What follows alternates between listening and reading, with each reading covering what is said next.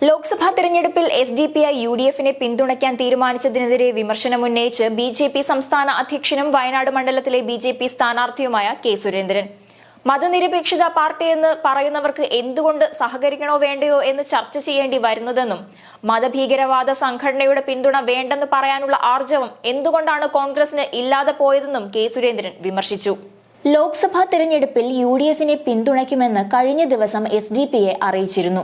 ദേശീയ തലത്തിൽ മതനിരപേക്ഷ ചേരിയെ പിന്തുണയ്ക്കുമെന്നും കേരളത്തിൽ സ്ഥാനാർത്ഥികളെ നിർത്തില്ല എന്നുമായിരുന്നു SDPI സംസ്ഥാന പ്രസിഡന്റ് മൂവാറ്റുപുഴ അഷ്റഫ് മൗലവി അറിയിച്ചത്. ഈ വിഷയത്തിൽ SDPI എന്നതിനു പകരം പോപ്പുലർ ഫ്രണ്ട് എന്ന് പറഞ്ഞാണ് കെ സുരേന്ദ്രൻ വിമർശനമുന്നയിച്ചത്.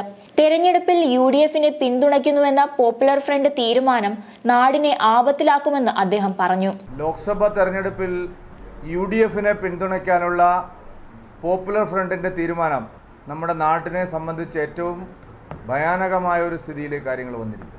നിരോധിത ഭീകരവാദ സംഘടനയായ പോപ്പുലർ ഫ്രണ്ടിൻ്റെ രാഷ്ട്രീയ പാർട്ടി പരസ്യമായി രാഹുൽ ഗാന്ധിക്കും UDFനും പിന്തുണ പ്രഖ്യാപിച്ചിരിക്കുക.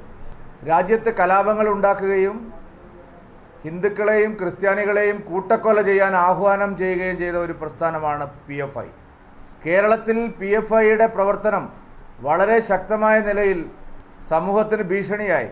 വലിയ തോതിൽ വർഗീയ കലാപങ്ങൾ നടത്താനുള്ള അവരുടെ നീക്കം മനസ്സിലാക്കിയതിൻ്റെ അടിസ്ഥാനത്തിലാണ് കേന്ദ്ര സർക്കാർ പോപ്പുലർ ഫ്രണ്ടിനെ നിരോധിച്ചത്. മതനിരപേക്ഷത പാർട്ടിയെന്ന് പറയുന്നവർക്ക് എന്തുകൊണ്ട് സഹകരിക്കണോ വേണ്ടയോ എന്ന് ചർച്ച ചെയ്യേണ്ടി വരുന്നു എന്ന് കെ സുരേന്ദ്രൻ ചോദിച്ചു. മതഭീകരവാദ സംഘടനയുടെ പിന്തുണ വേണ്ടെന്ന് പറയാനുള്ള ആർജവം എന്തുകൊണ്ടാണ് കോൺഗ്രസിന് ഇല്ലാതെ പോയതെന്നും കെ സുരേന്ദ്രൻ വിമർശിച്ചു.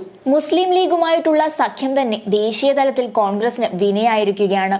SDPI പിന്തുണയ്ക്ക് പിന്നിൽ എന്തെങ്കിലും ഡീൽ നടന്നിട്ടുണ്ടോ എന്ന് വെളിപ്പെടുത്താനുള്ള ബാധ്യത കോൺഗ്രസ് നേതൃത്വത്തിനുണ്ടെന്നും കെ സുരേന്ദ്രൻ പറഞ്ഞു.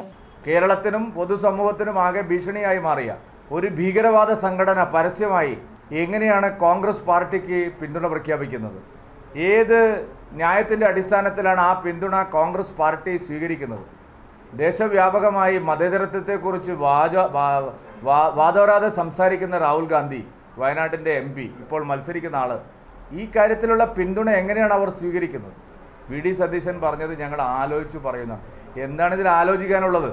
ഇത്രയും വിനാശകരമായ രാഷ്ട്രീയം കൈകാര്യം ചെയ്യുന്ന, രാജ്യത്തെ ഛിന്നഭിന്നമാക്കാൻ ശ്രമിക്കുന്ന, ആഗോള മതഭീകരവാദത്തുമായി ചേർന്ന് പോകുന്ന ഒരു മതഭീകരവാദ സംഘടനയുടെ പിന്തുണ എന്തുകൊണ്ടാണ് വേണ്ടെന്ന് ഞൊടിയുടെ കൊള്ളിൽ പറയാനുള്ള ധൈര്യം, ആർജവം കോൺഗ്രസ് പാർട്ടിക്ക് ഇല്ലാതെ പോയത്? M5 news, Thiruvananthapuram.